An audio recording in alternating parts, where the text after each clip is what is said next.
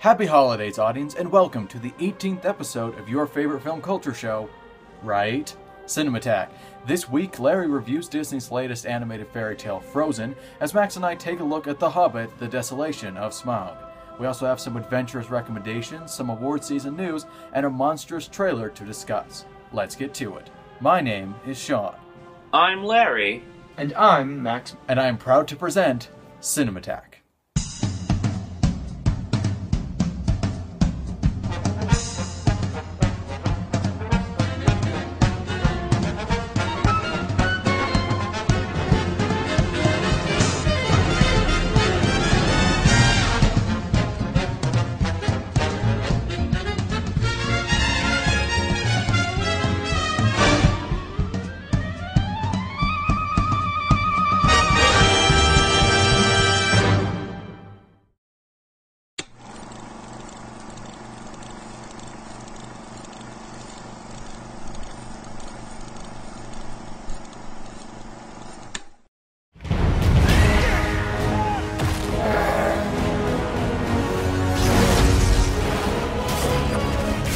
Fire and ruin. That is what you will bring upon us. He cannot see beyond his own desire.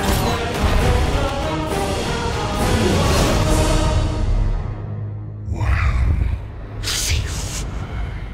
Step into the light.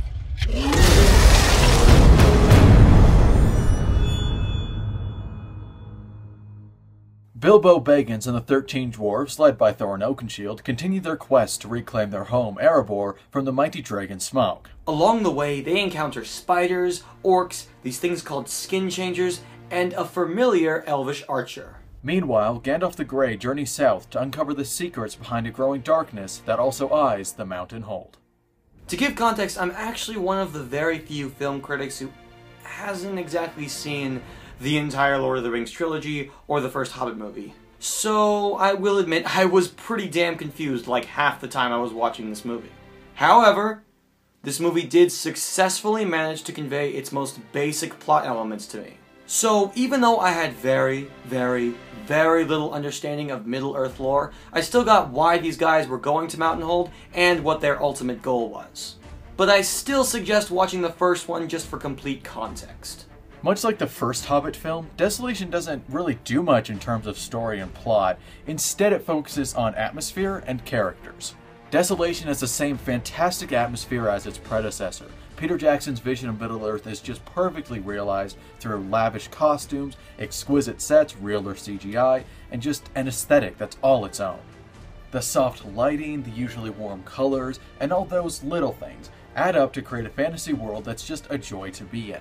Now, Lord of the Rings Middle-earth might have been great for its grittiness and quasi-realism, but The Hobbit's more welcoming feel better matches its narrative's tone, which, by the way, is done very well.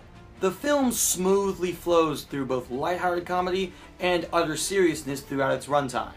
No serious moment is ruined with a joke and vice versa. And it's not just one comic relief character, pretty much everybody gets their share of time in the silly spotlight, which keeps things fresh. These characters give the audience likable people to follow through this fascinating world, but not too much more.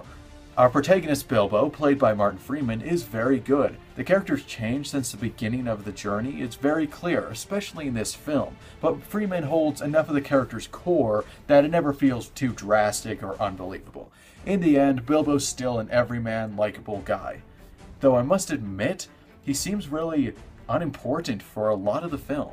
I mean, he's there, but he barely says a word throughout the first two acts. Okay, this might have been directly lifted from the book, but it still struck me as an unfilled hole in this movie. I mean, where is our main character? I mean, I know this movie's called The Hobbit, so I would expect to see The Hobbit a lot in the movie called The Hobbit. I don't think it's that confusing. Thorin is once again very proud and interesting enough, though we don't get any character development from him really. As for the other dwarves, yeah, a few stick out here and there, but for the most part, just like the previous Hobbit film, they all kind of blend together. Ian McKellen and Orlando Bloom are the two veteran actors from the Lord of the Rings trilogy, and both reprise their roles like they never left. Gandalf still carries the correct amount of wisdom and worry, and is actually given a very intriguing subplot that ends with a visually spectacular duel. Legolas just steals the show, though. I mean, he's at the top of his game and as much a joy to watch here as he was in the Lord of the Rings trilogy. There's a reason Jackson included him in the film, and that reason is because he's awesome. I know I sound like a fanboy here, but he's just a cool character, and one of the highlights of the movie. As for his captain of the guard, the new original character Tariel, I mean, the character is fine. I like that she's an elf that actually cares about the outside world, and she's sweet in combat, but they had to give her a painfully forced, painfully unnecessary love triangle subplot. Now, this is not Evangeline Lilly's fault. In fact, she was adamantly opposed to it, and I respect her a lot for that. But her subplot is easily the weakest part of the film, which really is a shame. But there is one thing in this movie whose awesomeness cannot be denied. One character that steals this movie the second he's on screen and continues to do so until the credits roll. It's the tyrannical. The stupendous. And the invincible. His skin is iron. His claws are spears. His teeth are swords. And his wings are hurricanes. He is fire.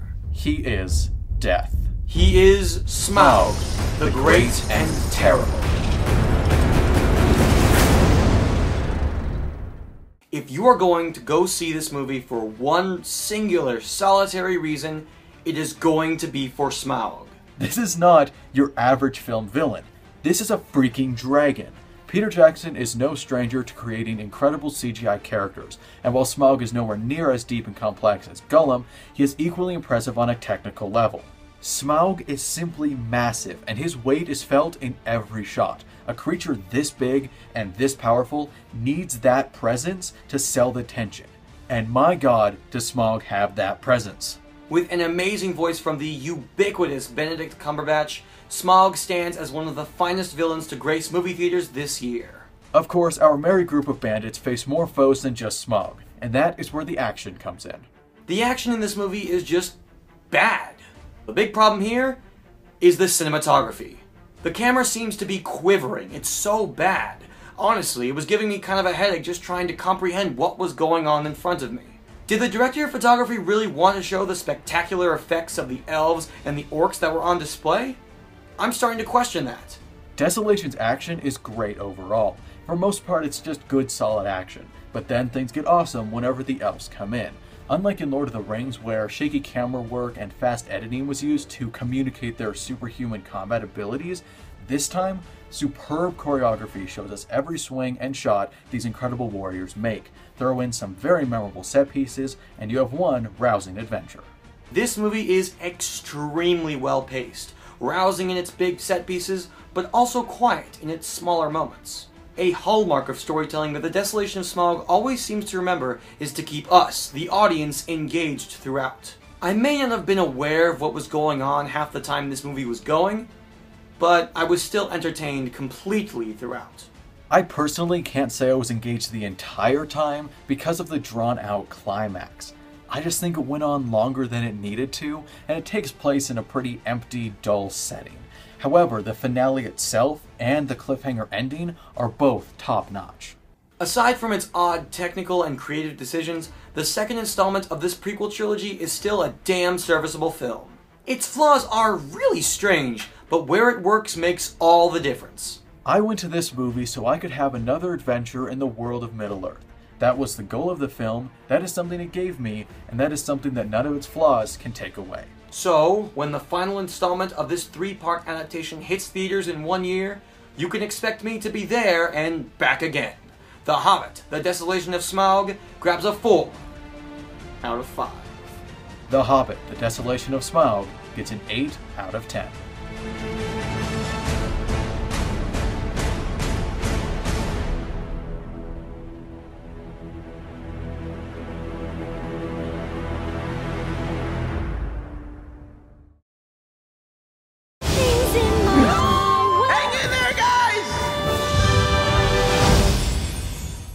Anna and Elsa are two sisters, as well as princesses of the Kingdom of Arendelle. Despite being very close when they were younger, they now could not be any more independent from each other. The younger and more curious Anna struggles to realize why Elsa is being so distant, but little does she know that ever since she was little, Elsa has had strange ice-like abilities that are growing stronger and more out of her control as the years go by. After keeping them a secret for many years, Elsa accidentally reveals her powers to the public at her coronation to become queen. Unable to confront her fear, Elsa escapes, shrouding the once summertime kingdom in an eternal winter. Hopeful she can save the kingdom, Anna rides off into the storm to try to rekindle the bond that she and Elsa once had, as well as to bring summer back to Arendelle.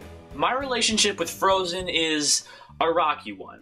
When it first was revealed, Frozen actually looked quite excellent, and it looked like a brand new kind of Disney princess film.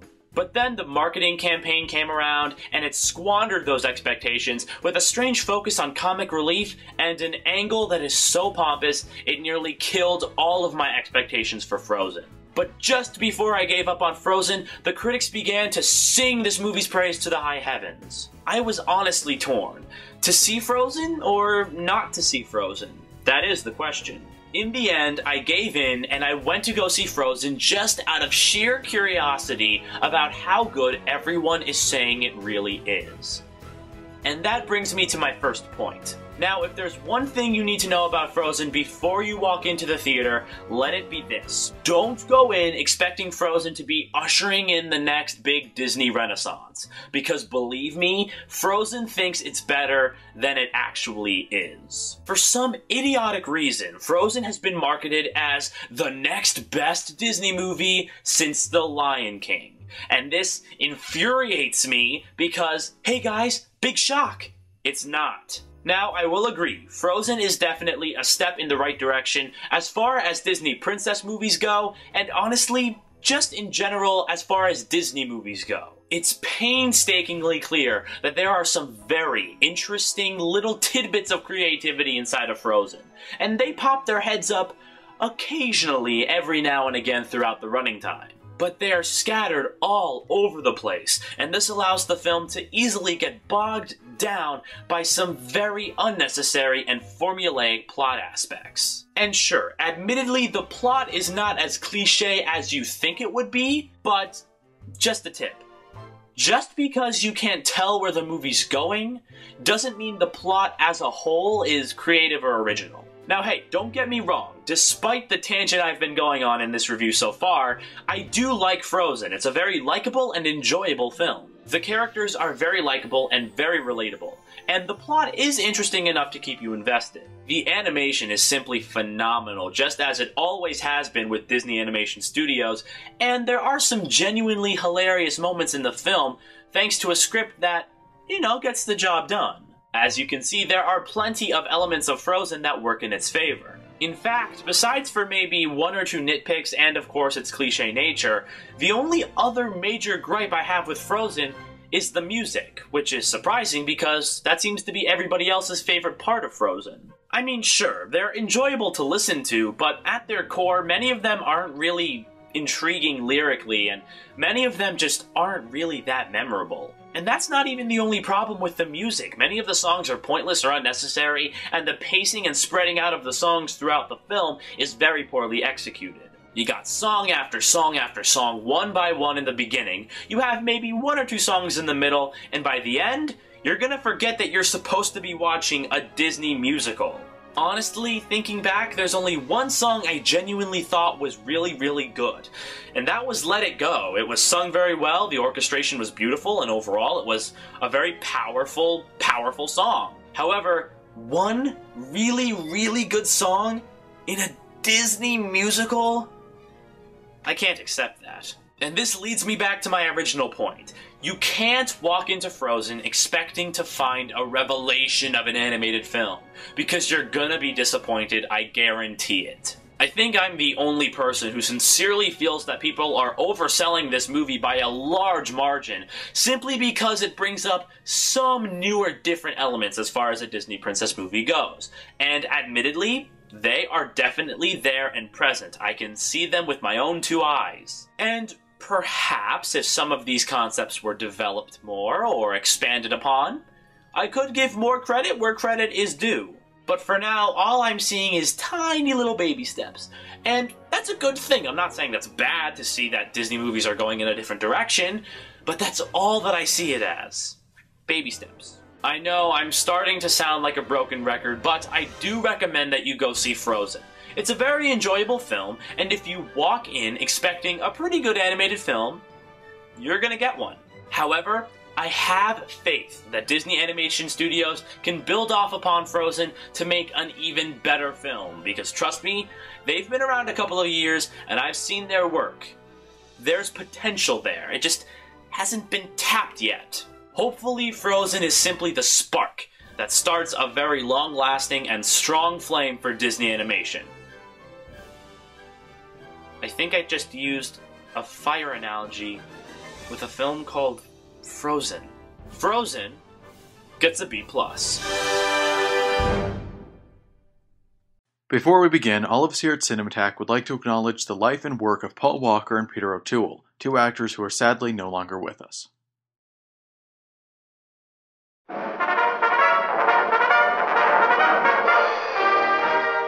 Congragomini, all interested in Hollywood news, and welcome to the segment that recaps news you probably read online a week ago, but hey, at least it's got that funny voice, right?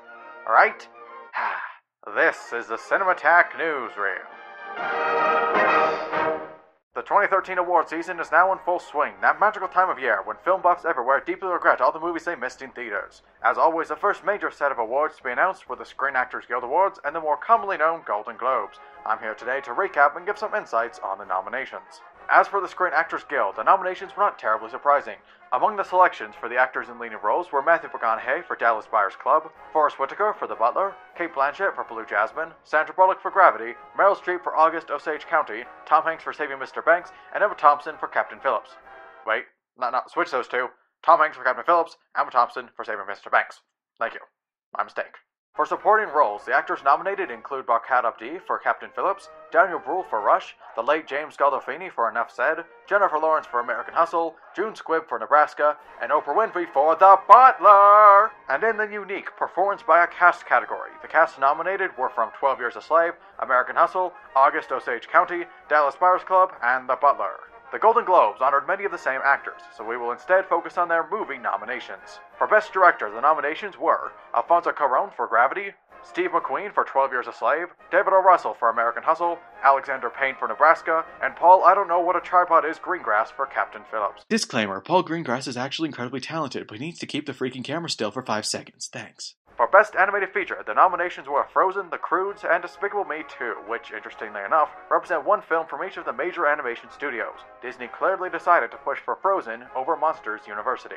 For Best Motion Picture, Musical or Comedy, the nominees are Nebraska, American Hustle, The Wolf of Wall Street, Inside Llewyn Davis, and Her. For Best Motion Picture Drama, the nominees are 12 Years a Slave, Gravity, Captain Phillips, Philomena, and Rush. Well, audience, do you agree with all of these nominations? Follow the links below to see a full list of nominations, as these are only a few, and let us know what you think of them in the comments below. On a final note, many people, including this totally unbiased reporter, are shocked that the popular HBO epic Game of Thrones received absolutely no Golden Globe nominations in its TV categories. While many of fans are outraged, this reporter will remain professional and say only this: Valor Mugalis, Golden Globes. Valor Mugalis. This has been the CinemAttack Newsreel.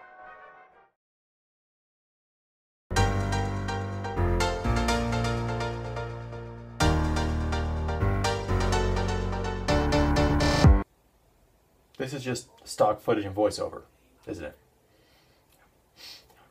Okay, we're doing Godzilla.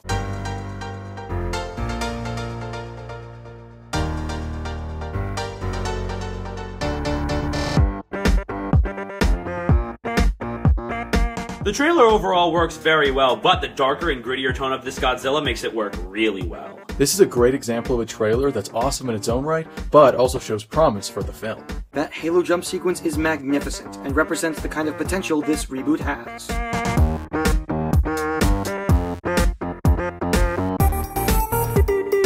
And I'm Javert!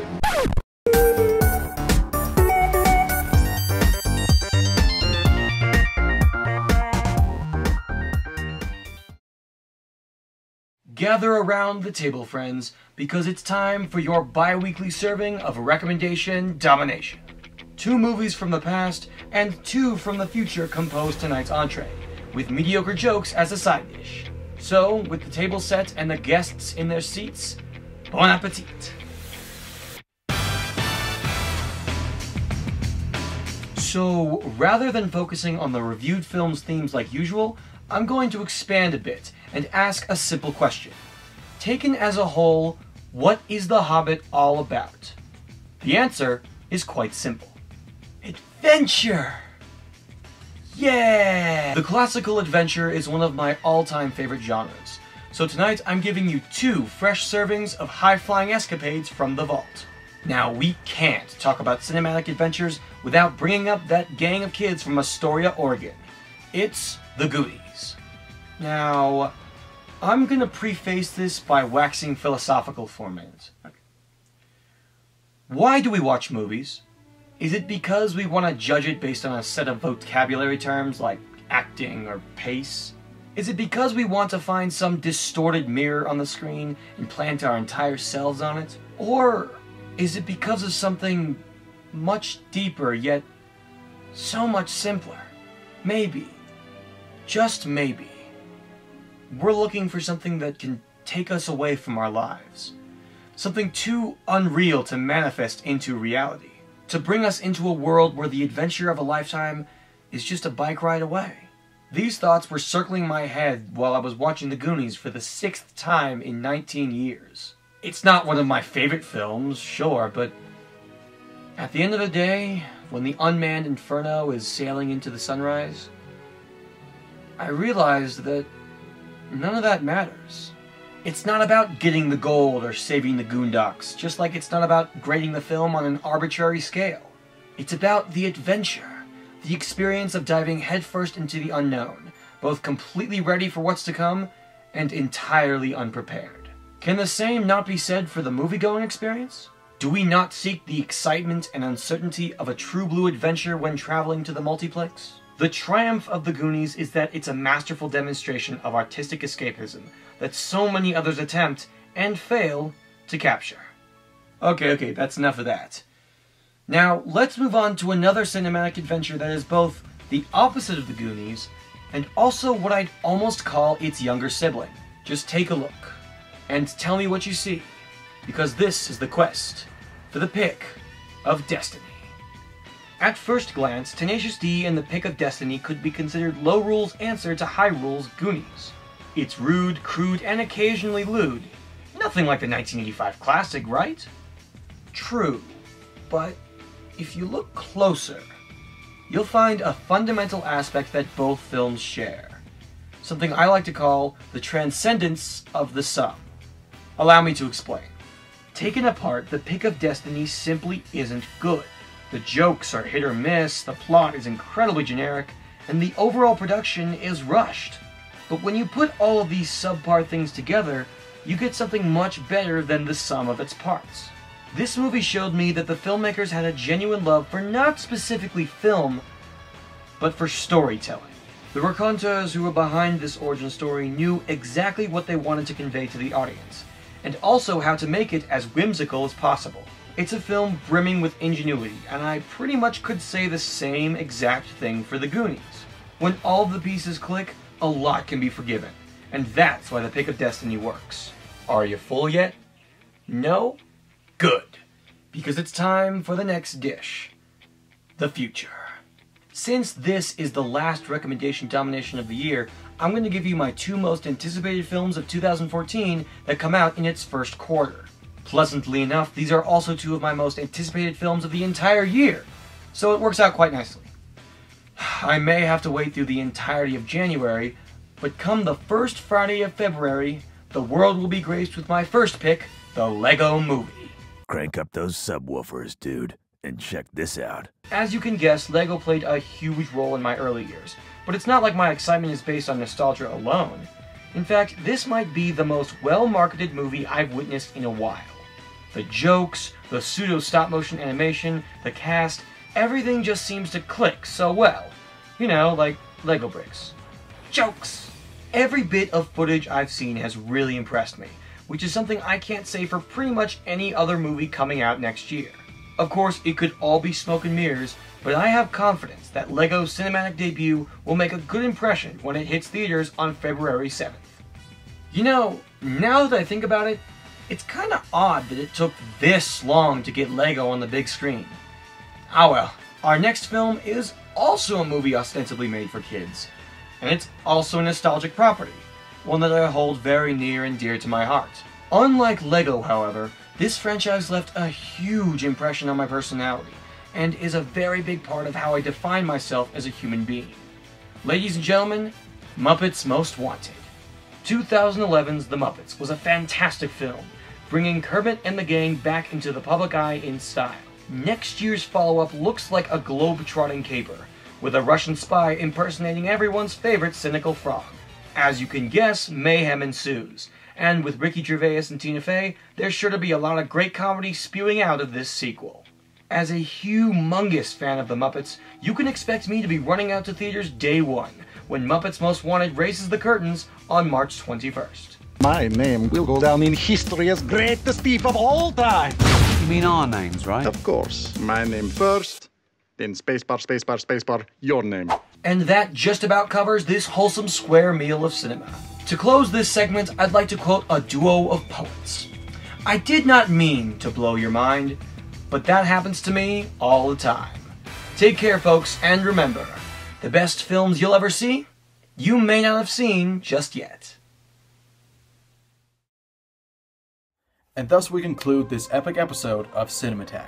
Let us know what you thought of it in the comments below, and thank you as always for all of your support. I'm Sean. I'm Larry Freed. And I'm still Max Mariner.